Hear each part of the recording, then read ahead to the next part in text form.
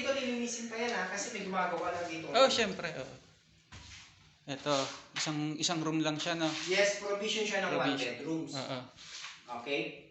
Ngayon dito, ipapakita ko sa iyo yung yung same size na to ha. Same size na tong unit na to, pero nagawa siyang 3 bedrooms. Oh? Parehas na to. Hindi, dito lang, in-extend lang yung likod. Ginamit niya talaga, minaximize niya. Minaximize niya yung whole area. Pag mga ganang modification, Jun, kami ang bahala. Kayo na bahala nun. Kung may extra gagawin. Oo. Kasi ang turnover natin is yan. Ito na talaga. Yan na lang mismo, bahala ka na mag-improve. Okay. So, pero at least kung ikaw lang naman dito ang titira, perfect na sa itong isang. Oo, okay. 2 kami, 3. Ganyan. Di ba? Siya pa rin, oo. Siya pa eh. Oo. Tara dito, pakita ko sa iyo yung ano. Siguro, ewan ko kay Kuya Ray, sabi niya, gusto pa niya magpagawa ng extra room eh. Hindi niya nakikita na maliit eh. Ito dito, talagang, kung titignan mo, maliit talaga. Oo. Okay? Pero yung next na papakita ko sa iyo, okay? Yung next na ipapakita ko sa iyo dito, ayun, yung na-extend kung bakit naging 3 bedroom. Okay? Okay. So, same size niyan, 36 square meter. Ayun, same size din, 36 square meter. Pero, nagawa nating 3 bedrooms. May nakatira ba? Ongoing yung construction nun dito. Wala pa. Wala Okay. pa. Kaya pwede natin pasukin. Okay. Pero, sa ano yun eh, sa broker namin yun eh. Kaya pwede kong pasukin yun, kaya walang problema. Okay.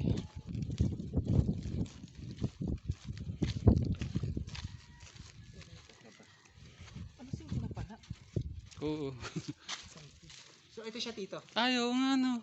Ang ganda. So, ang Likod niya ba to? Hindi. Ito yung harap eh. Harap. Ngayon, sinagad niya na. Wala siyang wala siyang yard na maliit na. Oo. Sinagad-sagad na yan. Pati yung dun sa excess Pati sa likod. Sinagad niya na rin. Oo. Tara, pakita ko sa'yo. Sinagad-sagad niya na yan. Kumbaga harap at likod, ginamit niya, no? Ginamit niya na. Oo nga, ang luwag. Diba? Oo. Diba pagpasok mo kanina, sobrang sigip. Oo, kanina. Ngayon, ito na yon. Minaximize niya yung whole area. Kaya lumaki. So, nagkaroon siya ng isang CR dito, sa baba. Isang CR yan. Tapos dito yung dirty kitchen niya. Tapos, akyatin natin taas dito. Ito ongoing kasi construction na ito eh. Ayan. So, ito yung pinaka-master bedroom. Oo nga, no? 3 rooms, oh. Ito. Master bedroom. Oo. Naka-maximize na yan. Ang galing, oh. Isang bedroom. Oo. Okay. Isang bedroom. 3rd Mm-hmm. bedroom.